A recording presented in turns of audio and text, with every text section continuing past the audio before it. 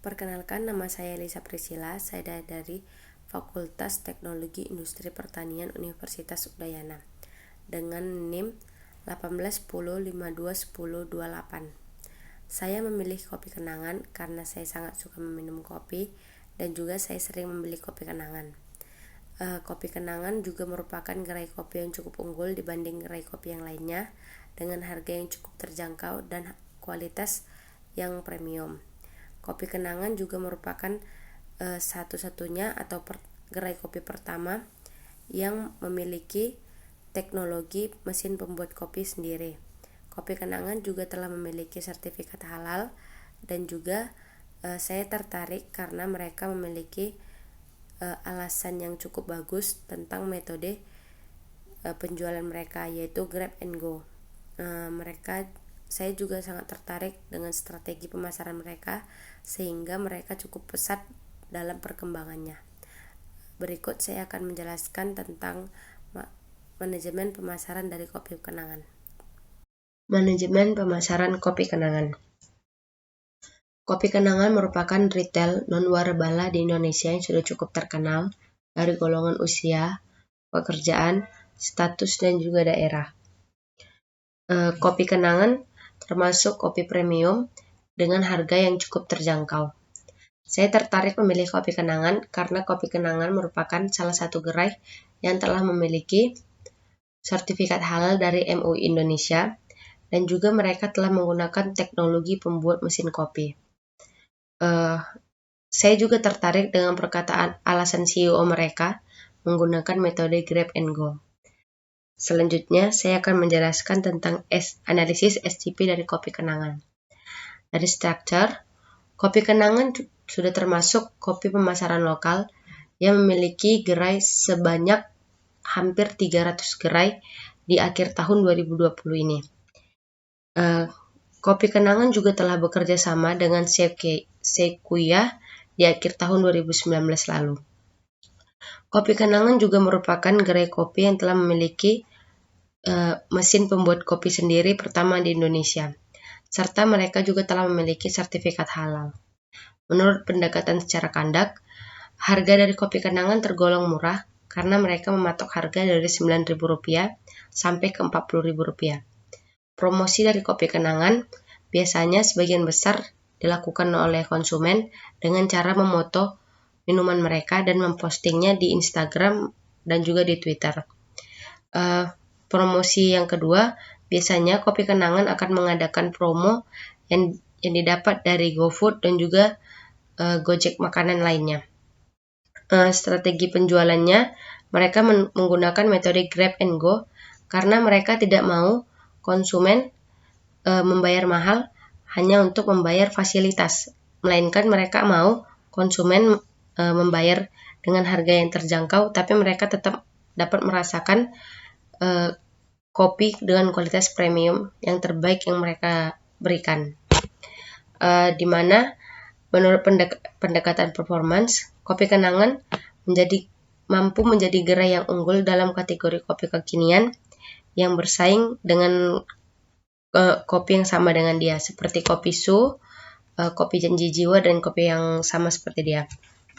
Kopi kenangan juga telah bekerja sama dengan Sequoia ketika perusahaan ini membeli saham mereka sebesar 20 juta US dollar di akhir tahun 2019.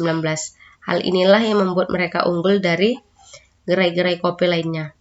Mereka juga telah memiliki hampir 300 gerai di seluruh Indonesia dan juga mereka telah memiliki sertifikat halal dari MUI dan mereka merupakan gerai kopi yang telah menggunakan teknologi mesin pembuat kopi.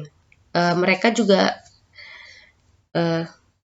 dari pendekatan segmenting kopi kenangan secara demografis, penikmat kopi kenangan ini berkisar dari usia 15 sampai 50 tahun dan golongan menengah ke atas.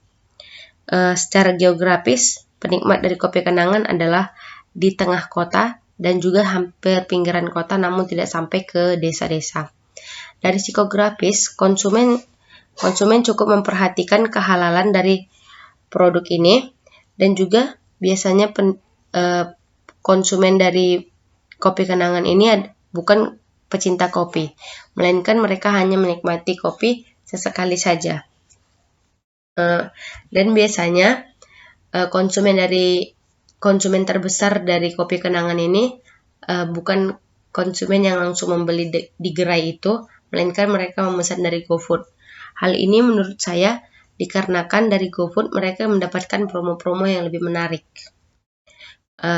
Targeting dari kopi kenangan adalah mereka merencanakan pembukaan gerai di seluruh Indonesia dengan target pembukaan gerai sebanyak 2.500 gerai di akhir pada tahun 2022, dan mereka juga berencana menguasai pasar luar negeri dan diawali dengan menguasai pasar Asia Tenggara. Mereka berencana untuk melihat kondisi di negara Vietnam dan juga Filipina dan Asia Tenggara lainnya. Mereka menargetkan konsumen dari menengah ke bawah sampai juga menengah ke atas agar semua golongan dapat merasakan kopi dengan kualitas premium tersebut.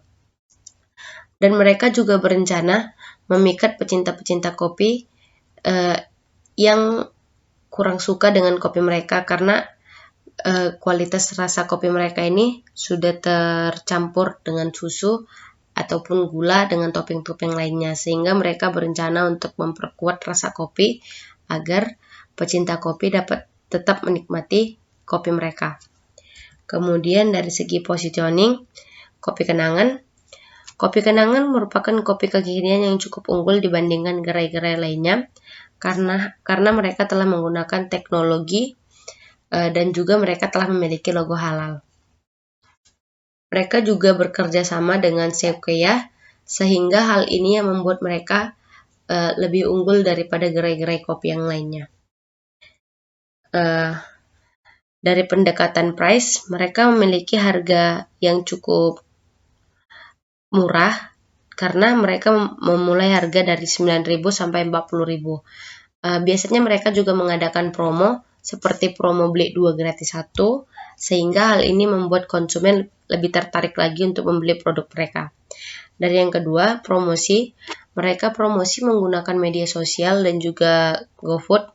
Dari media sosial mereka biasanya mendapatkan promosi secara tidak langsung dari konsumen yang memposting minuman mereka. Jika dari GoFood, biasanya mereka mengadakan promo-promo makanan, promo-promo minuman, menu-menu mereka. Mereka juga biasanya mengadakan promo itu dari nama menu-menu mereka yang cukup unik. Misalnya kopi kenangan mantan, kopi kenangan yang lain-lainnya.